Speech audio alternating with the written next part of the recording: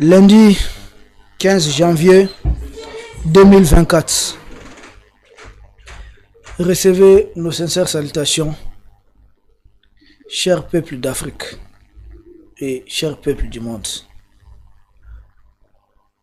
Nous avons jugé nécessaire aujourd'hui de parler d'une plainte, de la plainte d'un pays africain, l'Afrique du Sud, contre l'État d'Israël pour tentative ou pour génocide. Il s'agit d'un pays africain qui a porté plainte. Quels sont les enjeux, quels sont les contours de cette plainte? D'abord, il faudrait comprendre que beaucoup de pays encore n'appellent pas Israël État, en tout cas État d'Israël, mais parlent d'entité d'Israël. Certains même parlent d'entité sioniste. Ça dépend de quelle position on s'y trouve. Israël accusé par qui? Israël accusé par l'Afrique du Sud. Pourquoi l'Afrique du Sud? Puis c'est là sur son point historique, c'est-à-dire ce pays a longtemps souffert de ce qu'on appelle l'apartheid. L'apartheid, ce que les Noirs souffraient beaucoup entre les mains des colons blancs à l'époque, avant finalement de parvenir à une réconciliation, à un accord. Et cet accord qui a permis l'accession au pouvoir du guide Nelson Mandela. Chacun a son mot à dire là-dessus. Mais le couac dans cette histoire, c'est que la plainte est portée auprès de la Cour internationale de justice. La Cour internationale de la justice est un organe des nations, est une instance des Nations Unies, de l'ONU. Or, qui parle de l'ONU parle d'une mainmise des États-Unis là-dessus. Or, qui est derrière cette guerre du côté d'Israël, c'est-à-dire qui oppose l'Israël à la Palestine? Ce sont les Américains. Sans l'aide militaire américaine, la guerre ne va pas dépasser 48 heures. Sans l'aide militaire américaine, les Israéliens n'auront pas les moyens d'aller au-delà de 48 heures. Sans l'aide militaire américaine, tout simplement, les atrocités qui sont en cours ne seront pas possibles. Sans l'aide diplomatique américaine, maintenant l'aide trouvée que ce massacre a déjà pris fin. Parce qu'il est important de préciser qu'au Conseil de sécurité de l'ONU, seuls les États-Unis ont apposé leur veto pour empêcher tout cesser le fait. En lieu et place de cesser le fait, les Américains proposent juste une trêve humanitaire. Or, trêve humanitaire, ça ne peut prendre que quelques heures. Il y a quelques échanges des otages. Mais au-delà de cet échange des otages, il n'y a rien concrètement. Les Américains ne veulent pas d'insister les faits. Dans cette histoire, il faudrait vraiment vouloir aux pays arabes. Beaucoup sont des pays arabes qui restent mieux face à ces massacres, à ce qui se passe. Et quand la fois passée, nous avons fait une émission pour dire que l'Afrique n'était pas un dépotoir, beaucoup ont essayé de nous dire, mais pourquoi vous les traitez comme ça? Ce ne sont pas des déchets, mais ce n'est pas nous. Si les États arabes acceptent qu'on déporte tout un peuple, l'action de déporter, c'est ce qui fait de ces peuples des déchets. Sinon, le Mali soutient les Palestiniens, nous les soutenons. Suivez toutes ces vidéos. Mais si les autres acceptent qu'ils se fassent déporter, là, l'Afrique n'est pas prête à les recevoir. On ne joue pas avec les sentiments ou les émotions de quiconque. Non. La plainte est portée auprès de la Cour internationale de justice. Pour nous, la Cour internationale de justice est une partie des problèmes. Et nous, en tant qu'analystes, ce que nous pouvons dire, je me demande pourquoi jusqu'à présent, l'Afrique du Sud même n'a jamais porté plainte contre des États terroristes comme la France pour ce qu'elle est en train de faire à nous autres, à nos pays. Il y a une plainte du Mali au niveau du Conseil de sécurité des Nations Unies accusant la France d'être avec les terroristes, d'être derrière le terrorisme contre le Mali, contre les pays membres de l'AES. Mais cette plainte n'a jamais fait objet d'une discussion. L'Afrique du Sud a introduit son plaide au plaid de la Cour internationale de justice. Une cour contrôlée par les mêmes gens qui sont derrière ces massacres, derrière ces atrocités du côté de la Palestine. Est-ce les Israéliens ont finalement compris qu'ils sont en train de perdre la guerre et qu'il y a eu peut-être un arrangement pour trouver une porte de sortie? Nous, ça nous paraît très bizarre. Ça nous paraît bizarre parce qu'on sait que la Cour internationale de justice n'a pas trop les mains libres. Nous savons que là-bas, ce n'est pas le droit international qui est dit. C'est une question de puissance politique. C'est entre eux, ce sont eux qui siègent à ce niveau. Et d'ailleurs, je crois, suivant les textes de cette cour, l'Israël même a le droit de proposer un magistrat à ce niveau. La Cour internationale de justice ne peut pas, nous savons, ne peut pas tout de suite juger et rendre son verdict, dire qu'écoutez, Israël est responsable, Israël n'est pas responsable. C'est une procédure qui peut prendre beaucoup de temps. Ça peut aller au-delà de 2 ans, de 3 ans, de 5 ans. Et pendant ce temps, qu'est-ce qui va se passer? Entre-temps, la Cour, si nous parlons des compétences de cette Cour, entre-temps, la Cour peut tout simplement se prononcer sur ce qu'on appelle des actes provisoires. C'est-à-dire, la Cour peut demander la fin, en tout cas, un cessez-le-feu immédiat. Ça, la Cour internationale de la justice peut demander cela. La Cour internationale de la justice peut exiger qu'il y ait une facilitation de l'aide humanitaire, un accès bien sûr de l'aide humanitaire. Elle peut demander que toutes les parties essaient de sauvegarder les preuves pour besoin d'enquête, c'est-à-dire ne pas faire disparaître les preuves. Tout comme elle peut demander à ceux que les va-et-vient des Palestiniens. Souvent on leur dit, allez au sud, là-bas c'est plus sûr. Les Israéliens bombardent le nord, ensuite ils vont au sud. Si le sud de la bande de Gaza aussi est bombardé, Khan Younes et autres, ils reviennent au centre, là-bas aussi c'est pilonné. Les gens n'ont nulle part où être à l'abri.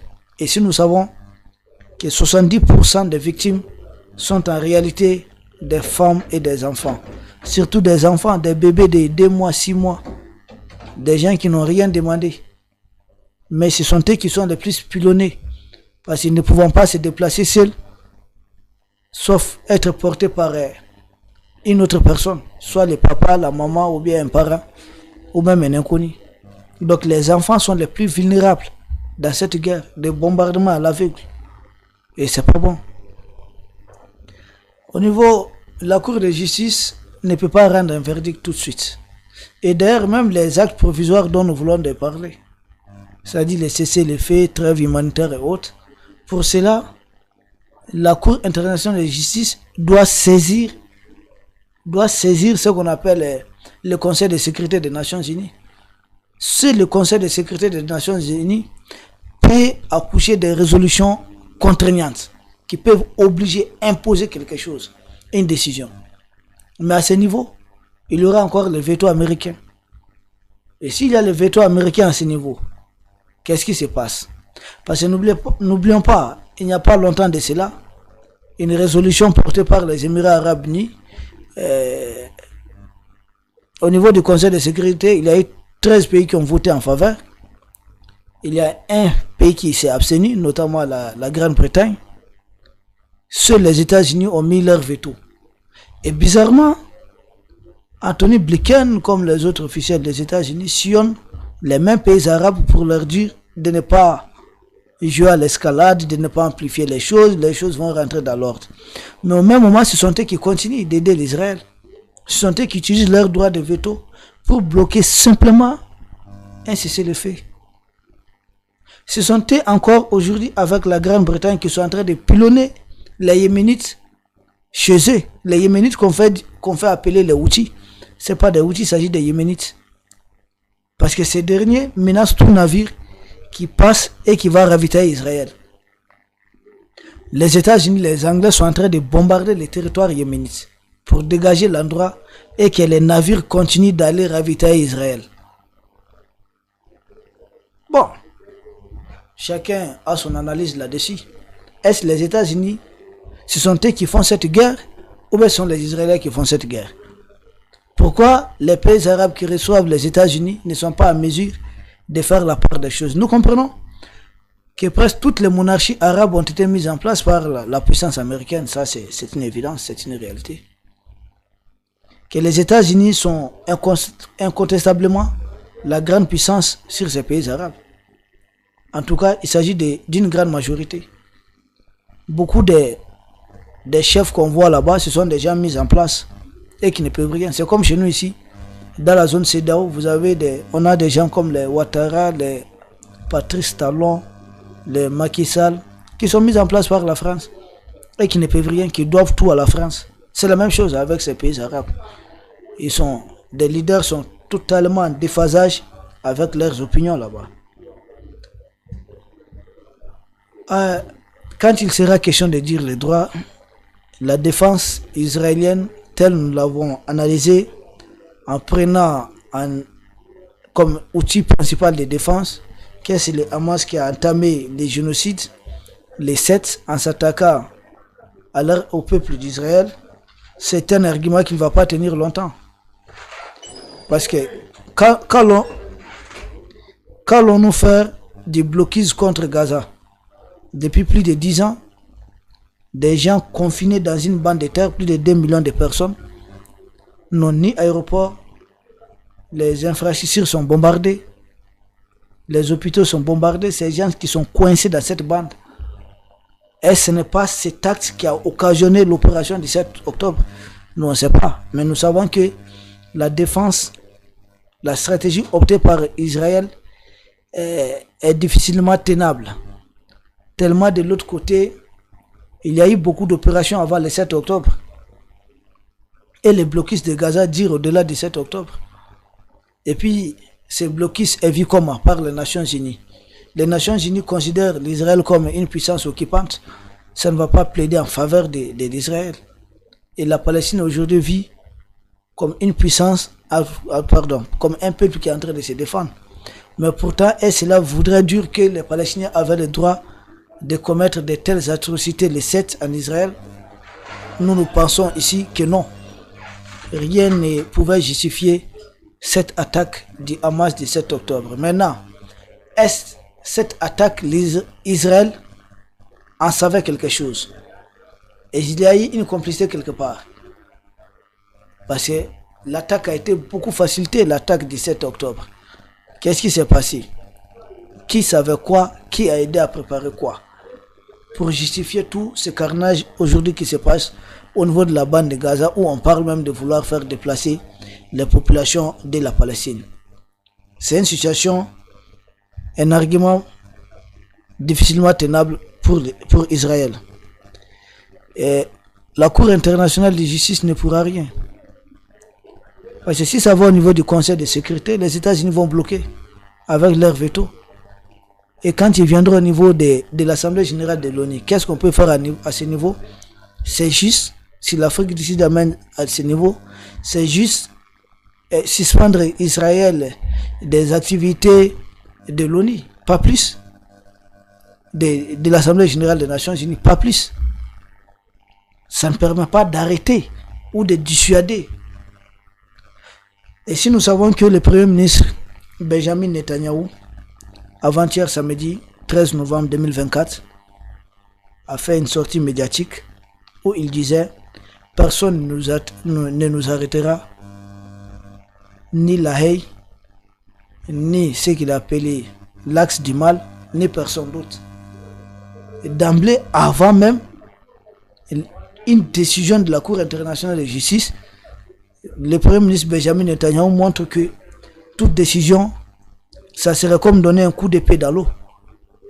Que l'Israël n'est pas tenu à respecter de telles choses. Ça, c'est la posture officielle dorénavant d'Israël.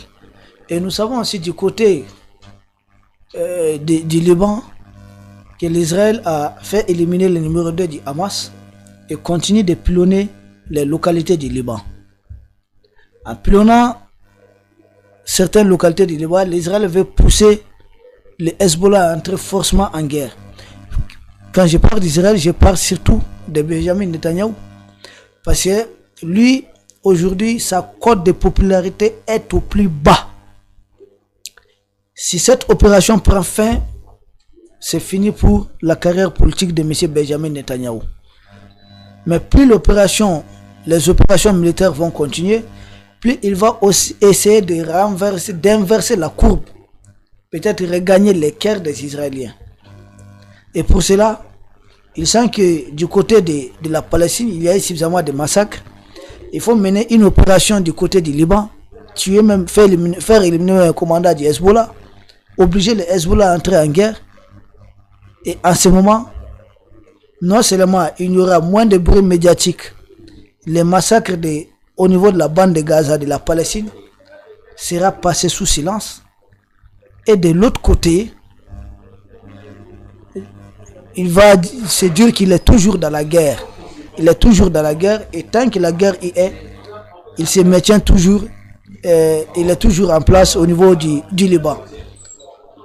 C'est un pari dangereux, un jeu risqué quand il s'agit de vies humaines. Et les opérations américaines et anglaises du côté du détroit de Bab el-Mandeb contre les Yéménites, là aussi ça n'augure rien de bon.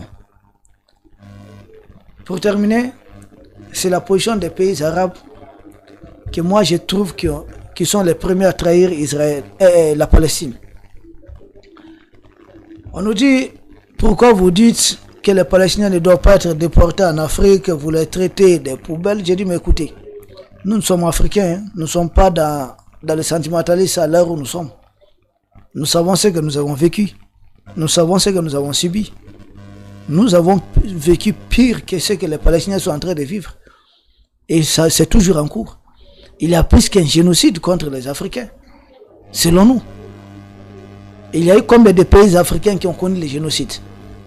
Ce n'est pas un, ce n'est pas que le Rwanda, ce n'est pas que la Namibie. Il y a plusieurs pays, même le Congo est passé par là, beaucoup de pays africains. Des génocides qui ne disent pas leur nom. Qu'est-ce qui s'est passé au niveau de Biafra? Qu'est-ce qui se passe au niveau du Soudan du Sud? Mais partout en Afrique, c'est des guerres. En RCA, qu'est-ce qui s'est passé?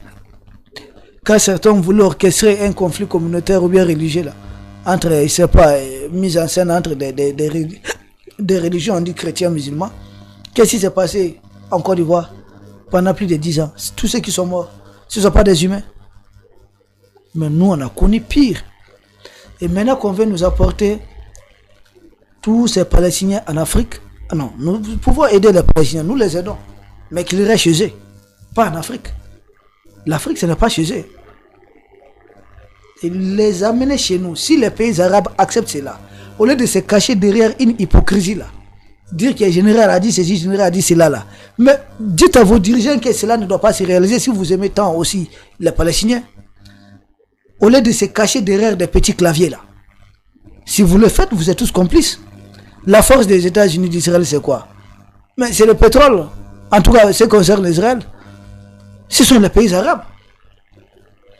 Suspension juste d'une journée de la production du pétrole des pays arabes, la guerre prend fin, comme c'est fait le cas quand ils ont diminué la production du pétrole en 1973. Pourquoi cela n'est pas le cas aujourd'hui? Est-ce qu'Israël n'a pas discuté avec certains pays arabes avant de commettre ces massacres? Les canaux sont toujours ouverts. Et qui ont accusé? Nous autres, nous Africains. Nous sommes à la fois victimes des belligérants du côté de la Palestine. Tant le monde occidental qui nous a esclavagés, qui nous a colonisés, tant même ce monde arabe dont on parle, qui aussi a esclavagisé des Noirs, qui continue d'ailleurs de faire noyer, de faire arrêter des enfants d'Afrique noire, Afrique subsaharienne, au niveau de la Méditerranée. Qu'est-ce que nous autres d'Afrique subsaharienne, qu'on appelle subsaharienne, nous ne subissons pas au niveau du Maroc pour la traversée, au niveau de la Libye, au niveau de la Tunisie et d'autres localités encore? Qu'est-ce que les Noirs ne subissent pas? Et on veut nous amener des Palestiniens comme on a amené ces Israéliens là depuis l'Europe et les États-Unis tant parce que le parti nazi était dans un crime qui ne dit même pas son nom, des crimes odieux. Et aujourd'hui, Israël est ultra protégé par ceux qui ont fait déplacer les Israéliens de l'Europe pour la Palestine. Et nous aussi, on va nous amener ces Palestiniens ici. Précisément, ils ont choisi le Congo. Un scandale géologique, tellement ce pays est riche, vachement riche, immensément riche. Ils vont les amener au niveau du Congo et on doit dire qu'il faut les protéger au Congo.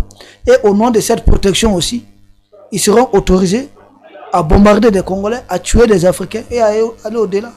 Nous ne sommes pas d'accord. Nous n'allons pas accepter cet acte pendant longtemps. Voici ce qu'on pouvait dire. Nous vous remercions et à très bientôt. Merci bien.